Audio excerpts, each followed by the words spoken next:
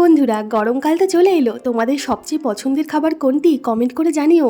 আমার পছন্দের তালিকায় সবার প্রথমে দুপুরে হলো জল ঢালা ভাত। আগের দিন গরম ভাত করে সেই ভাতটা ঠান্ডা করে জল ঢেলে সেই ভাতটা পরের দিন দুপুরে খাওয়ার মজাই আলাদা। আর এই জল ঢালা ভাতের সাথে নানা রকমের জিনিস দিয়ে খাওয়া যায়। আজকে যে জিনিসটা তৈরি করে দেখাবো, এইটা দিয়ে তোমরা কোনো একদিন জল ঢালা ভাত খেয়ে দেখো, আশা করি ভালো লাগবে। রুই বা কাতলা মাছের পেটিগুলো লবণ হলুদ দিয়ে মেখে সর্ষের তেলে ভালোভাবে ভেজে নিয়ে কাঁটাগুলো ছাড়িয়ে মাছগুলো একটু পেঁয়াজ কুচি, কাঁচা লঙ্কা কুচি, লবণ, সর্ষের তেল আর গন্ধরাজ লেবুর পাতা দিয়ে ভালোভাবে মেখে নেব। চাইলে একটু লেবুর রসও এর মধ্যে দিয়ে নিতে পারো। ব্যাস, ভালোভাবে মেখে তৈরি করে নাও মাছ মাখা। এটা তোমরা চিংড়ি মাছ দিয়েও তৈরি করে নিতে পারো। এরপর জল ঢালা ভাতের সাথে সার্ভ করে দাও একটু পেঁয়াজ, কাঁচা লঙ্কা আর একটু লেবু বা দুছড়া গাছ পাকা তেঁতুল দিয়ে। এরপর ডাইনিং টেবিলে না বসে মেঝেতে একটা আসন পেতে জমিয়ে খেয়ে নাও মাছ মাখা দিয়ে পান্তা ভাত। কেমন লাগলো আজকের এই থালাটা অবশ্যই একটা কমেন্ট করে জানিও। ধন্যবাদ।